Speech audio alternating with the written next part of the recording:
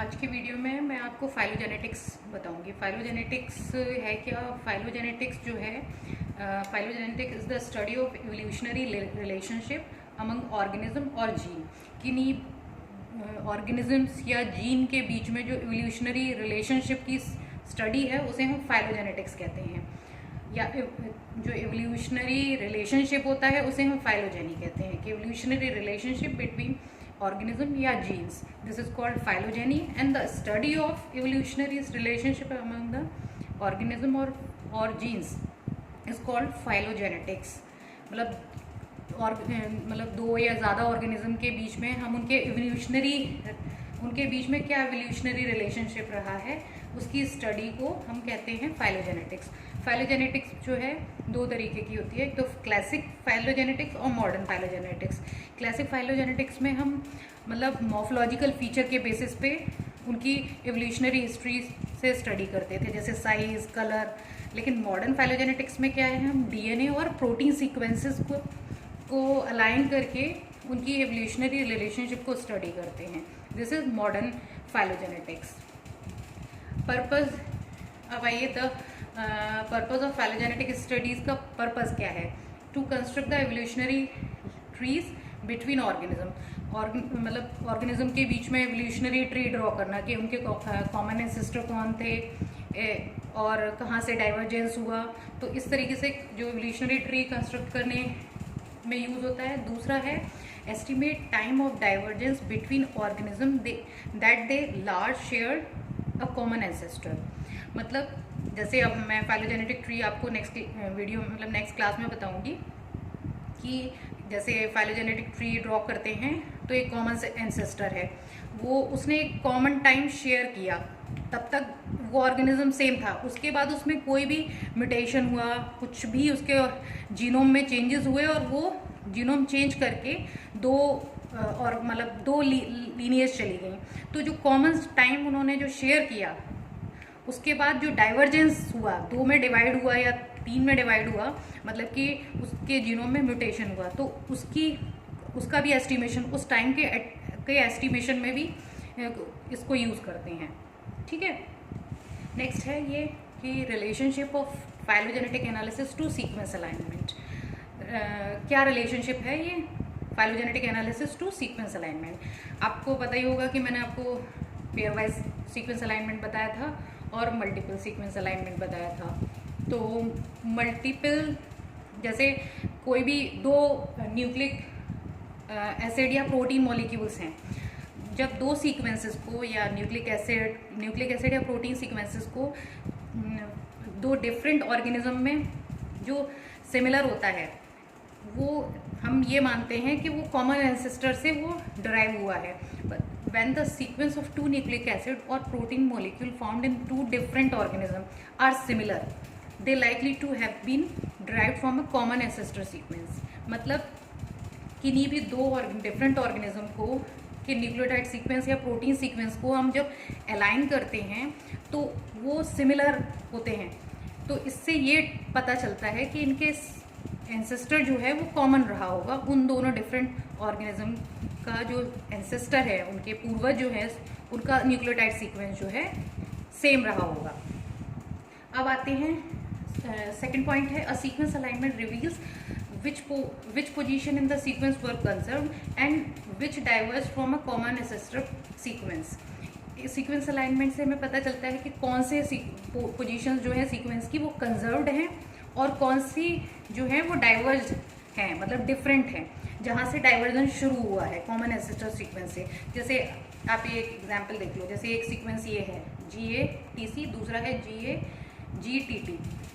ये सीक्वेंस को हम अलाइन करते हैं तो इनका ये जो है ये दो न्यूक्लियोटाइड, आप देखो दो जगह डिफरेंस है, तो इससे ये कॉमन एंसेस्टर सीक्वेंस से डराइव हुए हैं ये दो सीक्वेंसेस।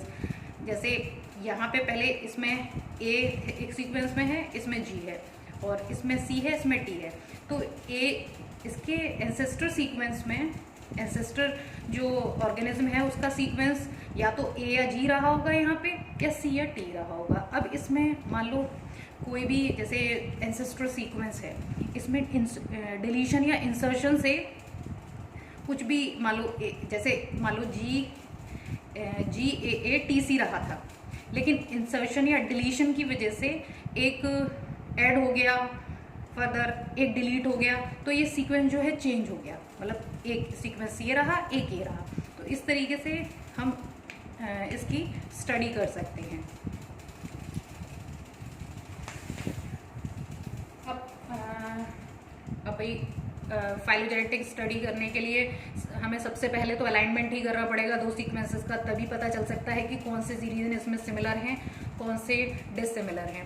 तो पेयर वाइज अलाइनमेंट में तो ये था कि भाई दो सीक्वेंसेस को कर सकते हैं, लेकिन हमें फाइलोजेनेटिक ट्री ड्रॉ कर रहे हैं तो उसके लिए हमें बहुत सारे ऑर्गेनिज्म में हमें उनके कॉमन एंसेस्टर देखना है, एक एवोल्यूशनरी ट्री बनाना है, तो उसके लिए हम मल्टीपल सीक्वेंस अलाइनमेंट करते हैं। तो मल्टीपल सीक्वेंस अलाइनमेंट में मैंने आपको बताया था the commonest method of multiple sequence alignment MSA progressive alignment method. जो प्रोग्रेसिव अलाइनमेंट मेथड था उसमें क्या करते थे, first align the most closely related pair of sequence. जो क्लोजली रिलेटेड सीक्वेंस होते हैं उनको पहले अलाइन किया जाता है, then sequentially add more distantly related sequence और set of sequence to the initial alignment. मतलब पहले क्लोजली रिलेटेड सीक्वेंस को अलाइन किया जाता है, देन जो डिस्टेंटली रिलेटेड सीक्वेंसेस हैं उनको अलाइन किया जाता है। तो उससे क्या होता है, एक जो रिलेशनशिप है वो निकल के आता जाता है कि कौन से रीजन सिमिलर हैं। तो इस तरीके से मल्टीपल सीक्वेंस अलाइनमेंट किया जाता है। Analysis of the sequence that are strongly similar along their entire length is quite straightforward, but मतलब अब जब हम एनालिसिस करते हैं सीक्वेंस अलाइनमेंट की तो उसमें स्ट्रांगली सिमिलर जो रीजन्स होते हैं वो तो भाई क्वाइट सिमिलर हैं, तो मतलब वो उसके एंसेस्टर में उनका एक कॉमन एंसेस्टर रहा होगा, लेकिन कुछ गैप्स भी मिलते हैं। ये जो गैप्स मैंने आपको वो स्कोरिंग मैट्रिक्स पढ़ाई थी पेयर वाइज अलाइनमेंट में, एक तो डायनेमिक मेथड बताया था और उसी में स्कोरिंग मैट्रिक्स बताई थी। तो गैप्स किसे कहा गया था, जहाँ पे दो न्यूक्लियोटाइड सीक्वेंस में सिमिलर नहीं है उसे हम गैप कंसीडर करते थे और गैप पेनल्टी -2 देते थे। तो वो गैप्स क्यों कैसे जनरेट होते हैं, गैप्स को हम कंसीडर की याद करते हैं कि जैसे कोई भी जीनोम सीक्वेंस है उसमें इंसर्शन हुआ, मतलब एवोल्यूशन के साथ साथ क्या हुआ, इंसर्शन या किसी भी न्यूक्लियोटाइड का डिलीशन हो गया, तो उसकी वजह से दोनों सीक्वेंस जो है, एक सीक्वेंस भाई डिफर हुआ, दूसरा डिफर हुआ कॉमन एंसेस्टर से। तो अब हम उनको अलाइन करेंगे उन सीक्वेंसेस को, तो वो जो डिसिमिलर रीजन होंगे, जो सिमिलर न्यूक्लियोटाइड नहीं होंगे, उनको ही तो हम गैप्स कहते थे। तो गैप्स रिप्रेजेंट एन इंसर्शन और डिलीशन ऑफ वन और मोर सीक्वेंस कैरेक्टर ड्यूरिंग एवोल्यूशन। ठीक है, तो गैप्स क्या हैं, इंसर्शन डिलीशन, जो भी म्यूटेशन की वजह से उन न्यूक्लियोटाइड्स में जो डिफरेंस आया, जब हम अलाइन करेंगे तो वो न्यूक्लियोटाइड जो है सेम नहीं होंगे, तो उनको ही हम गैप्स कहते थे। नेक्स्ट है प्रोटीन दैट अलाइन वेल। अब इसमें हम प्रोटीन का एग्जाम्पल, मैंने आपको मोटिव्स बताए थे कि मोटिव्स क्या हैं, तो उसमें एग्जाम्पल था हेलिक्स लूप हेलिक्स।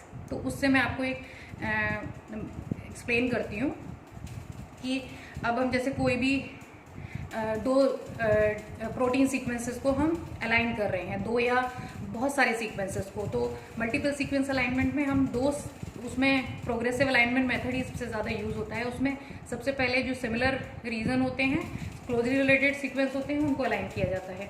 तो अगर कोई प्रोटीन सीक्वेंस है, प्रोटीन सीक्वेंस को मान लो हम अलाइन कर रहे हैं, तो उसके भाई कोर स्ट्रक्चर में कोई भी इंसर्शन डिलीशन होने के चांसेस कम हैं, क्योंकि कोर जो होता है जैसे अल्फा, जैसे ये है हेलिक्स लूप हेलिक्स, तो हेलिक्स अल्फा हेलिक्स में आपको मैंने बताया था कि जो हेलिकल अल्फा सेकेंडरी स्ट्रक्चर होता है उसमें हाइड्रोफोबिक अमाइनो एसिड्स होते हैं। अगर उसमें कोई भी मान लो इंसर्शन डिलीशन हुआ तो कोई भाई अमाइनो एसिड जो है चेंज हो जाएगा, अमाइनो एसिड चेंज हो जाएगा, उससे क्या होगा कि मान लो हाइड्रोफोबिक की जगह हाइड्रोफिलिक अमाइनो एसिड्स आ गया, तो उसमें हेलिक्स बनेगा ही नहीं, तो उसका जो कोर स्ट्रक्चर है वही डिफॉर्म हो जाएगा। तो जो कोर स्ट्रक्चर होता है उसमें कोई भी, उसमें गैप्स मिलना रेयर रहता है, लेकिन जो लूप रीजन है उसमें गैप्स मिलते हैं, उसमें डिलीशन या इंसर्शन पॉसिबल है। इसीलिए ये कंजर्व सीक्वेंसेस को ही मोटिव कहा जाता है, क्योंकि इनमें चांसेस कम होते हैं कि कोई भी म्यूटेशन हो, या मतलब mutation in the sense deletion, insertion, क्योंकि इसका स्ट्रक्चर ही डिफॉर्म हो जाएगा। अगर हम हेलिक्स का स्ट्रक्चर चेंज हो जाएगा